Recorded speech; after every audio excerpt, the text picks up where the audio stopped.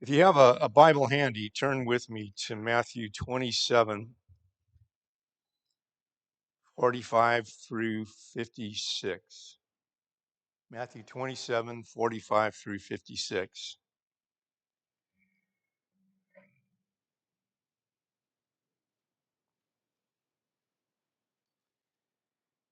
Now, from the 6th hour, there was darkness over the land, all the land, until the 9th hour. And about the 9th hour, Jesus cried out with a loud voice, saying, Eli, Eli, lama sabachthani.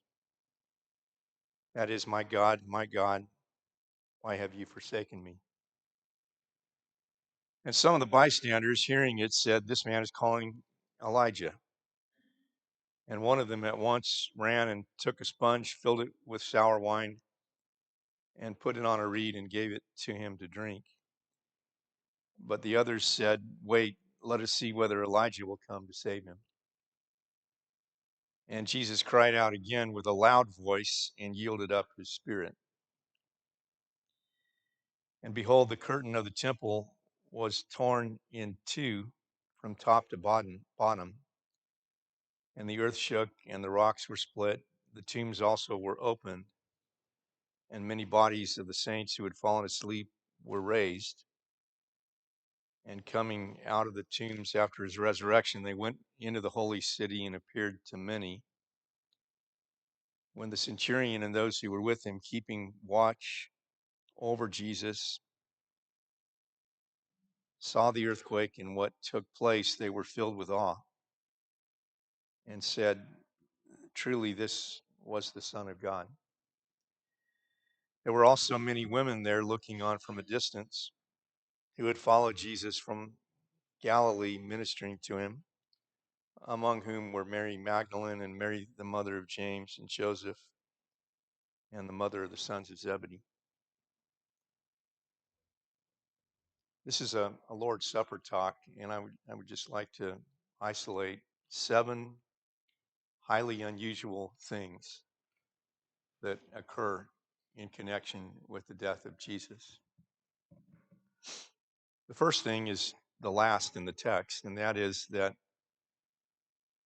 in each of the texts we learn that there are women congregated about the cross, and they're mentioned by name, which emphasizes the identity of these women. And one thing that is a notable omission is the identity of the 12 apostles. And they have run away the night before when Jesus is arrested and are cowering with fear out in hiding for the most part. John, the beloved apostle, is there at least for a time, and Jesus commits the care of his mother, who is also there, to his beloved apostle, disciple. But it's women who are there, and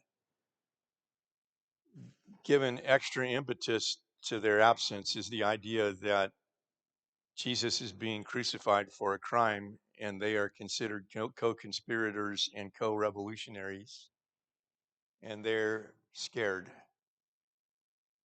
They don't want to be there. And so the women are named. I've known a lot of women that were there when someone died, and the men are in another room, maybe. But in this case, the disciples who should have been there are not. Second extraordinary thing is darkness from the 6th hour until the 9th hour. 12 noon till 3 p.m. is what we would say. I've known only one other occasion like that in my whole life. There have been many overcast days and stormy days, but we had a tornado go over Birmingham, Alabama when I was living there. And it was literally pitch black, dark in the middle of the daytime one day. Totally unusual for daytime to be that dark. but daytime was that dark for 3 hours when Jesus was spending his last 3 hours on the cross. Extraordinary phenomenon number 3 is that when Jesus cried out again, he cried out with a loud voice and yielded up his spirit. And according to Luke's account and John's account says, he says it is finished. Luke's account, Father, into your hands I commit my spirit. I've seen a few people die. And in every case, they are so weak, they slip into a coma. And I have never in my life seen a person cry out with a loud voice right before that person dies. It's most unusual if you think about it. No one took Jesus' life, he gave it. And he gave it with a loud cry. Extraordinary event number 4 is the curtain of the temple was torn in two from top to bottom. This was many tens of feet high and wide and a fist thick, according to Alfred Edersheim's Life and Times of the Messiah. It was huge. And hundreds of men would have normally been needed, according to an ancient Jewish account, under normal circumstances to even maneuver this thing. But to be split in two from top to bottom, just like that, the moment that Jesus dies, most unusual. But it symbolizes perhaps two things. Number one, that the way into the holy place of God is now secured for anyone and everyone who attaches himself or herself to the death of Jesus, a new and living way to God. And number two, it perhaps signifies that God is done with this physical compartment known as the temple in Jerusalem in favor of a heavenly temple. He's done.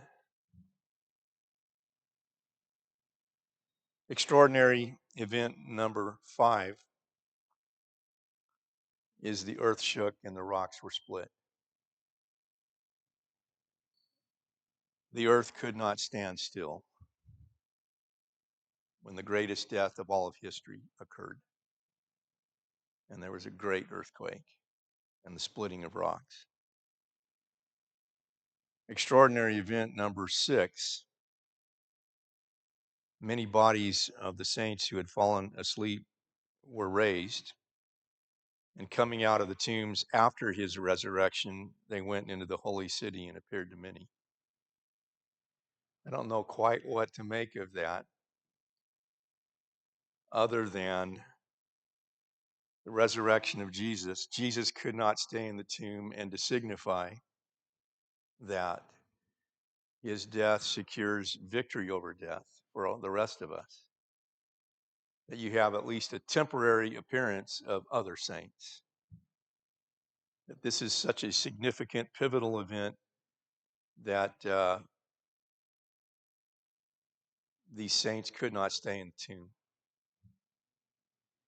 And then the 7th and final amazing occurrence here is that when all these other things occur, the first ones to acknowledge Jesus' true identity are not disciples and they're not Jews, but they're Roman soldiers at the scene. And they see some of these other things and they witness these other things. And they say, truly, this man is not a normal human being. He's the Son of God. Extraordinary. But God is sending a message through all of these things. That this is the dividing line between before and the after picture. This is the dividing line between no hope and having full hope.